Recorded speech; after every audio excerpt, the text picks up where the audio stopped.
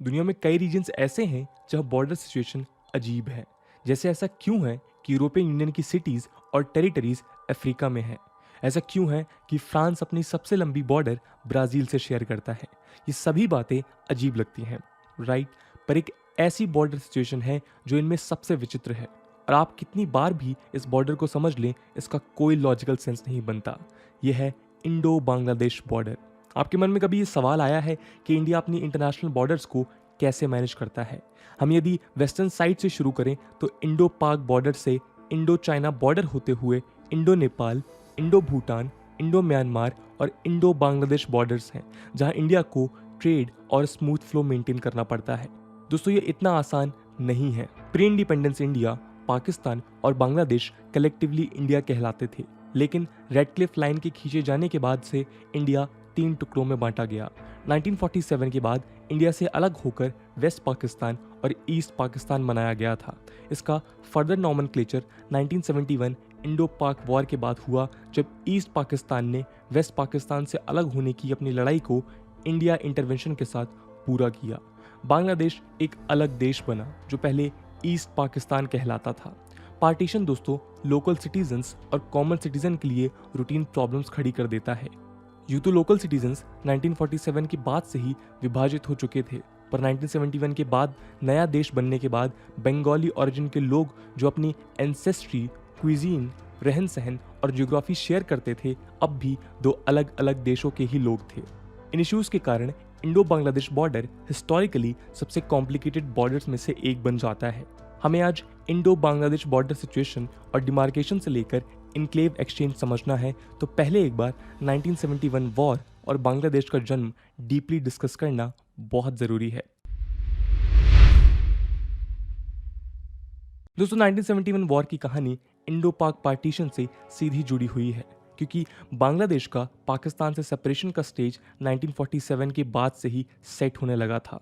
जून 20, 1947 को Bengal legislative assembly ने overwhelmingly vote किया और इंडिया से खुद को अलग किया। जुलाई 7, 47 में सिलहट में पास हुए एक रेफरेंडम ने पाकिस्तान के फेवर में इस रीजन को अलाइन किया और अगस्त 15, 1947 तक ईस्ट पाकिस्तान एक रियलिटी बना। दोस्तों, पाकिस्तान की करीब 60% पॉपुलेशन ईस्टर्न पाकिस्तान में थी। अब जियोग्राफिकली देखा जाए तो दोनों देशों के बीच इंडियन वास्ट पेनिनसुला आता है, पर इन दोनों रीजन में शुरुआत में लोग कॉमन फेथ के कारण यूनाइटेड रहे। सलमान रुश्दी अपनी बुक शेम में कहते हैं कि ये जगह एक फैंटास्टिक बर्ड है जिसके 2 पंख है पर कोई शरीर नहीं है। ये केवल ईश्वर के कारण जुड़ी हुई है, जबकि इन्हें जिसने 2 भागों में बांटा हुआ है वो इनका सबसे बड़ा दुश्मन है। लेकिन दोस्तों, इन दोनों ईस्टर्न और वेस्टर्न पाकिस्तान के बीच डिफरेंसेस बहुत जल्द विजिबल होने लगे। पार्टीशन के बाद फरवरी 25, 1948 में पाकिस्तान की नेशनल असेंबली में धीरेन्द्र नाथ दत्त ने बंगाली को इंग्लिश और उर्दू के साथ साथ एक ऑफिशियल लैंग्वेज बनाने की मांग रखी। उनकी इस बात को नकार दिया गया और प्राइम मिनिस्टर लियाकत अली खान द्वारा दत्ता को एक रिब्यूक भी सफ़र करना पड़ा। मार्च 48 में स्टूडेंट प्रोटेस्टर्स ने ईस्ट पाकिस्तान में मोहम्मद अली जिन्ना की आलोचना की, क्योंकि उन्होंने भी बंगाली को ऑफिशियल लैंग्वेज स्टेटस देने का आइडिया को रिजेक्ट कर दिया था। दोस्तों, लैंग्वेज बहुत इंपॉर्टेंट एस्पेक्ट होता है जब किसी देश में कम्युनिकेशन, ट्रेड, इकोनॉमिक एक्टिविटीज़ और कल्चरल डेवलपमेंट किया जाए। ऐसे में वेस्ट पाकिस्तान, जो अधिकतर उर्दू और पंजाबी बोलते थे, बंगाली नहीं समझने के कारण बंगाली नेशनलिस्ट के एस्पिरेशंस को समझ नहीं पाते थे। वेस्टर्न पाकिस्तान में सुपीरियरिटी और एरोगेंस होने के कारण ईस्ट पाकिस्तान को सफ़र करना पड़ा। बंगाली रिजनमेंट केवल इनजस्टिस और ह्यूमिलेशन का केवल कल्चरल रीजन नहीं था, बल्कि उन्हें इकोनॉमिक मार्जिनलाइजेशन का भी सामना करना पड़ा। हुआ यूं कि फॉरेन एक्सचेंज ने ईस्ट पाकिस्तान से जूट के एक्सपोर्ट से रेवेन्यू कमाया और वेस्ट पाकिस्तान में इंडस्ट्रियलाइजेशन के लिए इक्विपमेंट इंपोर्ट किया। फॉरेन एड वेस्ट पाकिस्तान के प्रोजेक्ट्स में डाइवर्ट किया गया, जबकि ईस्ट पाकिस्तान को कुछ भी नहीं मिला। और 1950s में ईस्ट पाकिस्तान को जो पब्लिक फंड्स एलोकेट किए गए थे, उसका बहुत ढंग से इस्तेमाल ईस्ट पाकिस्तान के लिए नहीं हुआ और एक ही देश के दोनों हिस्सों के बीच इकोनॉमिक डिस्पैरिटी बढ़ती रही, जो उनके जीडीपी ग्रोथ में स्टार्कली दिखाई देती है। वेस्ट पाकिस्तान स्टेट दोस्तों अनडेमोक्रेटिकली मिलिट्री ब्यूरोक्रेटिक ओलिगार्की के कारण टाइटली सेंट्रलाइज हो गया था। ईस्ट पाकिस्तान यानी बंगालीज के पॉलिटिकल मोटिव्स कंसर्न्स और एस्पिरेशन को कंटिन्यूसली दबाने के साथ साथ कई सप्रेसिव मेजर्स सामने आते थे। सिचुएशन खराब होती गई और फील्ड मार्शल अयूब खान ने 1958 में मार्शल लॉ इम्पोज किया। इंडो पाक वॉर 1971 के 2 साल पहले दोस्तों जनरल याया खान ने टेक ओवर किया और नवंबर 1969 में legal framework for general elections के अंडर इलेक्शंस अनाउंस किए। इस इलेक्शन में ईस्ट पाकिस्तान में अवामी लीग एक प्रोमिनेंट लीडर शेख मुजीबुर रहमान ने कॉन्टेस्ट किया और ईस्ट पाकिस्तान की 162 सीट्स में से 160 पर जीते। वेस्ट पाकिस्तान में जुल्फिकार अली भुट्टो की पाकिस्तान पीपल्स पार्टी ने 138 में से 81 सीट्स जीती। ऐसे में मुजीबुर रहमान के पास ओवरऑल मेजॉरिटी थी जो पाकिस्तान के पीएम बनने के लिए ज़रूरी होती है। भुट्टो ने मुजीबुर रहमान के साथ नेगोशिएशंस किए पर सभी फेल्ड अटेम्प्ट थे। पॉलिटिकल नेगोशिएशंस फेल हुए और याया खान ने क्रैकडाउन का ऑर्डर दिया। उन्होंने मार्च 1, 1970 को नेशनल असेंबली का इंडेफिनिट पोस्टपोनमेंट अनाउंस किया। मुजीबुर रहमान ने 2 दिन में ही स्ट्राइक कॉल की और इस क्रैकडाउन में ऑफिशियल रिकॉर्ड के मुताबिक करीब 172 लोगों की जान गई। दोस्तों अवामी लीग के लोग भी स्ट्रीट्स पर थे, प्रोटेस्ट चल रहे थे। ऐसे में याया ने ढाका में मिलिट्री ऑफिसर्स को फाइनल असॉल्ट के ऑर्डर्स दिए। मार्च 25, 1971 को ऑपरेशन सर्चलाइट पूरे ईस्ट पाकिस्तान में शुरू हुआ। ये एक मैसेकेयर था। बांग्लादेश का क्लेम है कि इस दौरान पाकिस्तानी सोल्जर्स ने करीब 3 मिलियन लोगों को मारा और रेप किया। हालांकि पाकिस्तान के हमदूर रहमान कमीशन ने बताया था कि 26,000 लोगों की किलिंग्स हुई थी। इस दौरान 10 मिलियन रेफ्यूजीज ने इंडिया में शरण ली थी। दोस्तों इस दौरान बांग्लादेश में एक गुरिल्ला फोर्स बनाई गई थी जिसे मुक्ति वाहिनी कहा जाता है। इंडिया ने अवामी लीग को सपोर्ट किया और ईस्ट पाकिस्तान के लिए अपनी बॉर्डर खोल दी थी। बीएसएफ ने इस रेजिस्टेंस में लिमिटेड एड किया। इंडियन लीडरशिप डायरेक्टली इन्वॉल्व नहीं थी पर आर्मी के ईस्टर्न कमांड ने रिस्पॉन्सिबिलिटी ली और मुक्ति वाहिनी के लिए रिक्रूटमेंट्स, ट्रेनिंग, आर्म से इक्विप करना और एडवाइस का काम किया। इंडिया ने ग्लोबल डिप्लोमेटिक ऑफेंसिव भी शुरू किया ताकि बांग्लादेश बने। अब कहानी ये हुई कि इंडिया को वेस्टर्न फ्रंट पर भी वेस्ट पाकिस्तान से लड़ाई करनी थी और ईस्टर्न फ्रंट पर बांग्लादेश को लिबरेट करने के लिए पाकिस्तानी फोर्सेस से लड़ना था। दोस्तों पाकिस्तान ने दिसंबर 3, 1971 को इंडिया पर अटैक किया और इंडिया ने फॉर्मल वॉर अनाउंस किया। ये वॉर 13 दिनों तक चला। पाकिस्तान ने यूएसए से मदद मांगी थी और यूएसए ने अपना warship Enterprise bay of Bengal में इंडिया के खिलाफ डिप्लॉय किया था।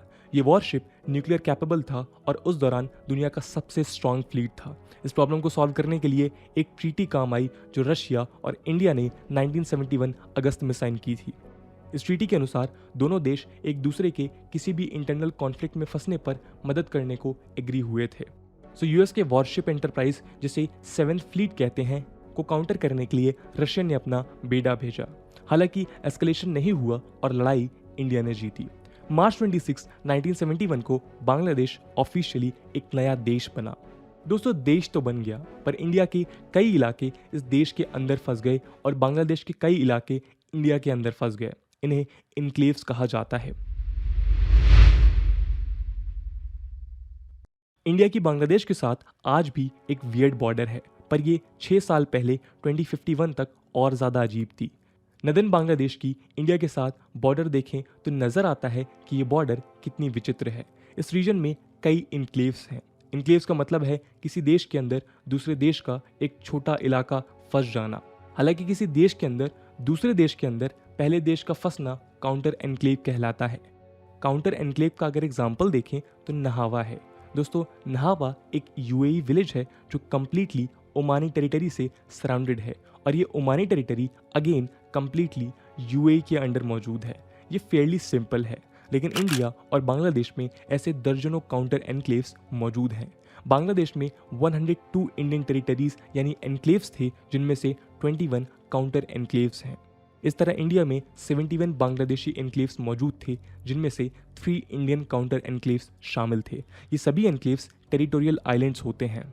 भारत और बांग्लादेश के इन एनक्लेव्स में रहने वालों में यदि इंडिया या बांग्लादेश यानी अपने रिस्पेक्टिव देश जाना है तो उन्हें इंटरनेशनल बॉर्डर क्रॉस करते हुए किसी एक देश के कुछ हिस्से को पार कर अपने देश पहुंचना पड़ता है। वियर्डनेस फिलहाल खत्म नहीं हुई है। दुनिया में 3rd ऑर्डर एनक्लेव का केवल एक एग्जाम्पल भी यही मिलता है।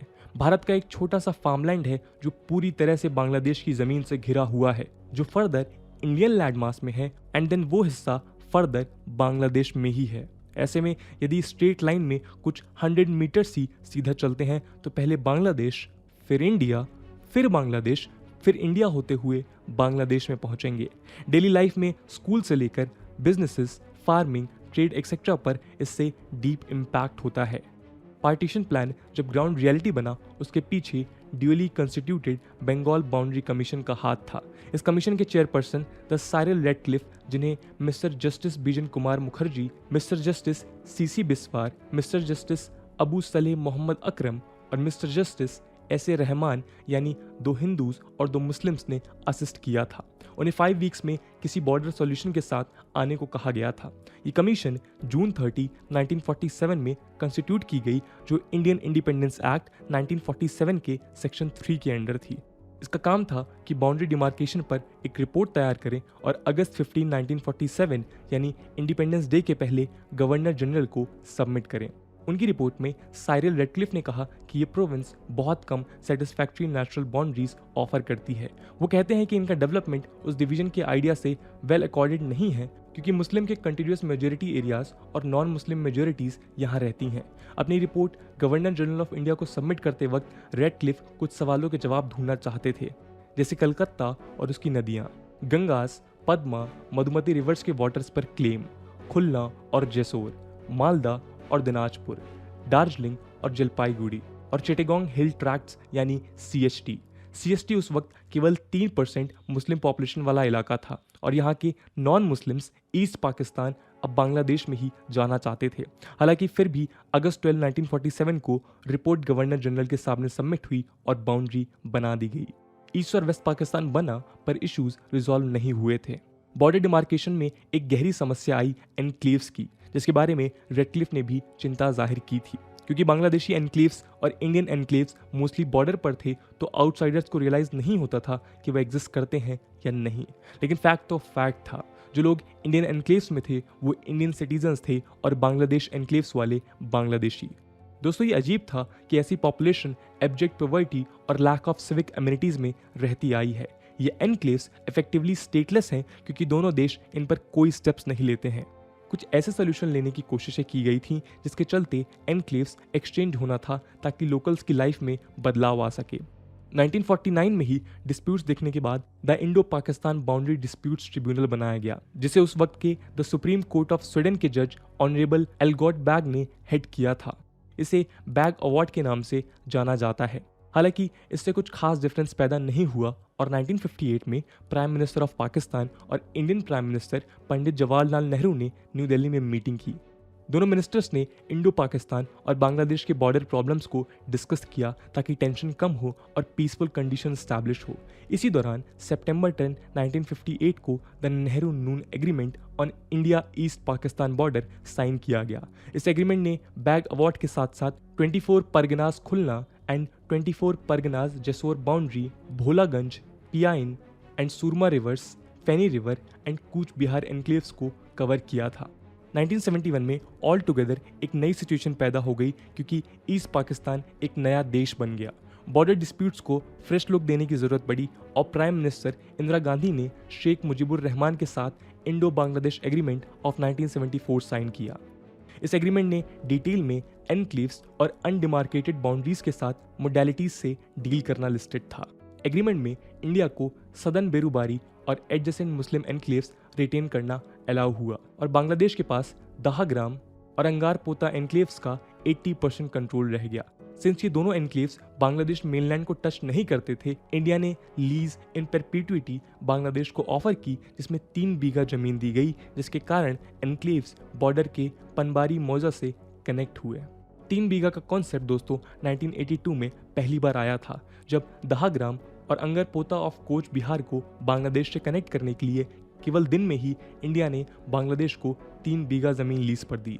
2011 में यही 3 बीघा जमीन एक पेन एनक्लेव में ट्रांसफॉर्म की गई। इसका मतलब था कि ये पूरे दिन खुली रह सकती है। हालांकि ऑन ड्यूटी BSF के मुताबिक पैसेज 8:30 पीएम को बंद हो जाता है।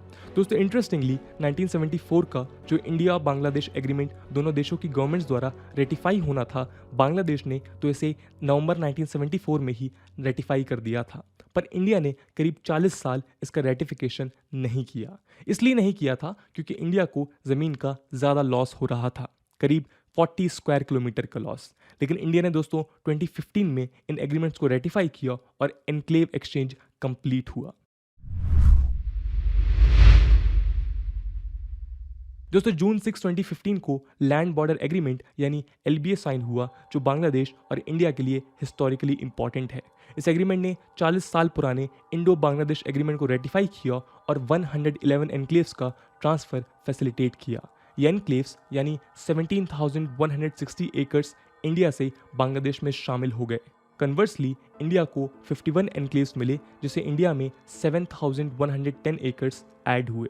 इस हिस्टोरिक एग्रीमेंट के पहले दोस्तों 2011 में Indian former PM Manmohan Singh और बांग्लादेशी काउंटर पार्ट शेख हसीना के बीच एक प्रोटोकॉल साइन हुई थी, जिसने एक तरह से इस एग्रीमेंट का स्टेज सेट किया था। हालांकि इस प्रोटोकॉल में इतना बड़ा लैंड मास एक्सचेंज नहीं किया जाना था। प्रोटोकॉल में स्टेटस को मेंटेन करते हुए करीब 2000 से 3000 एकड़ जमीन एक्सचेंज होनी थी। इस प्रोटोकॉल को एडवर्स पॉलिटिकल सर्कमस्टेंसेस के कारण इंप्लीमेंट नहीं किया गया। 2015 एलबीए ने दाई खाता 56, मुहुरी रिवर बेलोनिया और लैटिलिया दुमाबारी में undemarcated land boundary, exchange of enclaves, adverse possessions जैसे अनसॉल्व्ड इश्यूज को इंप्लीमेंट किया, जो 2011 प्रोटोकॉल और 1974 एग्रीमेंट में बताई गई हैं। यह ऑफिशियल एक्सचेंज जुलाई 31, 2015 को किया गया था। इसका डिमार्केशन एक साल में कंप्लीट हुआ और दोनों साइड एनक्लेव्स में रहने वालों को दोनों देशों में से किसी भी देश की सिटीजनशिप लेने की चॉइस दी गई। इसमें ये नोट करना ज़रूरी है कि बांग्लादेश को ज़्यादा ज़मीन मिली और इंडिया ने कम ज़मीन हासिल की है। लेकिन मोस्ट इंपॉर्टेंट चीज़ ये है कि दोनों देशों के बीच अब फंसे लोगों की ज़िंदगी बेहतर हुई है और बॉर्डर की कॉम्प्लेक्सिटी सिग्निफिकेंटली कम हुई है। हालांकि अब भी कई इलाके हैं जो इंडिया और बांग्लादेश के मेनलैंड में एम्बेडेड नज़र आते हैं, पर दोस्तों देशों ने बॉर्डर एनक्लेव्स एक्सचेंज का जो 40 साल लंबा रास्ता अपनाया है वो काबिले तारीफ इसलिए है क्योंकि सारे मेजर्स डिप्लोमेटिक रहे हैं और फोर्स का इस्तेमाल नहीं हुआ है। तो ये थी कहानी कॉम्प्लिकेटेड इंडो बांग्लादेश बॉर्डर की। आई होप आपको वीडियो पसंद आई होगी, और अगर पसंद आई है तो अपने दोस्तों के साथ शेयर करना मत भूलिएगा। हम मिलते हैं अगले वीडियो में, तब तक के लिए जय हिंद, जय भारत।